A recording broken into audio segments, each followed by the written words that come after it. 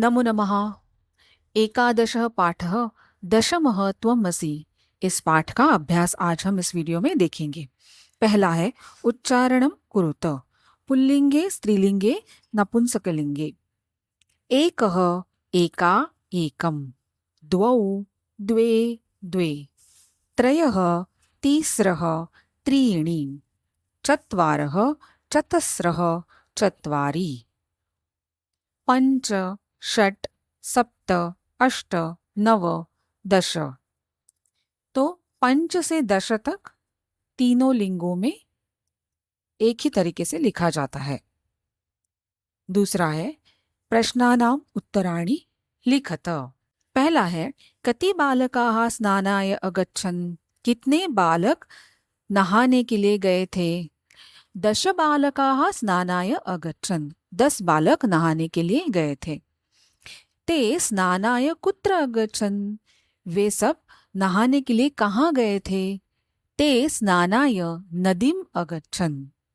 वो नदी पर गए थे। तीसरा, ते कम निश्चयम अकुर्वन्। उन्होंने क्या निश्चित कर लिया। ते निश्चयम अकुर्वन् यत् दशमः नद्यां मग्नः। उन्होंने ये निश्चित कर लिया कि 10वां नदी में डूब गया। चौथा, मार्गे कः आगच्छत्। मार्ग में, रास्ते में कौन आया। मार्गे पथिकः आगच्छत्। मार्ग में एक राहगीर आ गया। पथिकः किम अवदत्। वो राहगीर क्या बोला। पथिकः अवदत् दशमः त्वमसि। के 10वें तुम हो। तीसरा प्रश्न है शुद्ध कथनानाम समक्षम सही और इति अशुद्ध कथनानाम समक्षम गलत। तो ये 2 चिन्ह आपको लिखने हैं।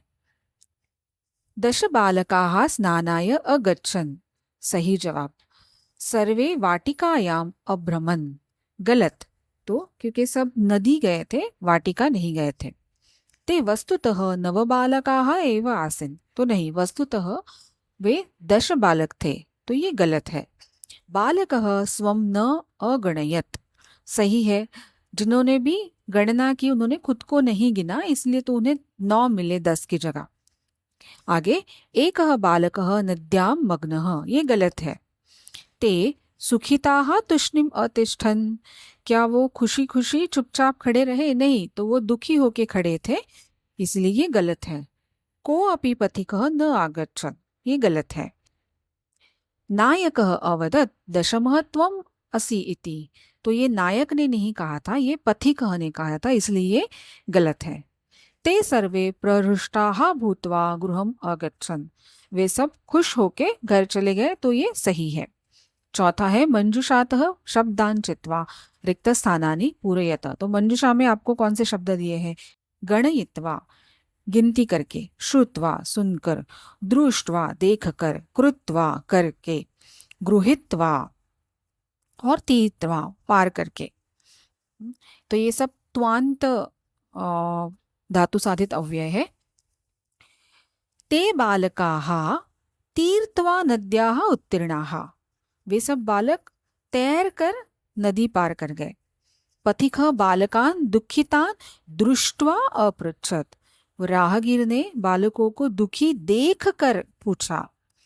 पुस्तकानि गृहीत्वा विद्यालयं गच्छ। पुस्तक लेकर पाठशाला या विद्यालय जाओ। पथिकस्य वचनं श्रुत्वा सर्वे प्रमुदिताः गृहम् अगच्छन्। राहगीर का वचन या उसकी बात सुनकर सब खुश होके घर चले गए। पथिकः बालकान् गणयित्वा अकथयत् दशमः त्वमसि। राहगीर ने बालकों की गणना की, गणना करके कहा कि तुम 10वें हो। मोहनः कार्यं कृत्वा गृहं गच्छति।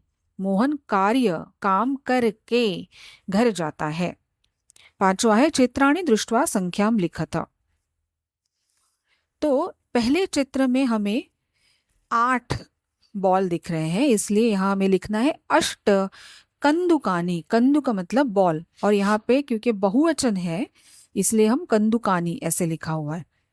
दूसरा है चटकाहा, तो यहाँ पे भी 2 से ज्यादा चिड़िया, चटका है इसलिए ये बहुवचन है, तो होगा तीसरह जो कि स्त्रीलिंग के लिए है। तो हमें पता है कि पहले 4 नंबर ये लिंग के अनुसार उनका रूप चेंज होता है। यहाँ पे तीसरा 3 संख्या हमें लिखनी है और यहाँ पे स्त्रीलिंगी है चटका, इसलिए हमने तीसरह लिखा।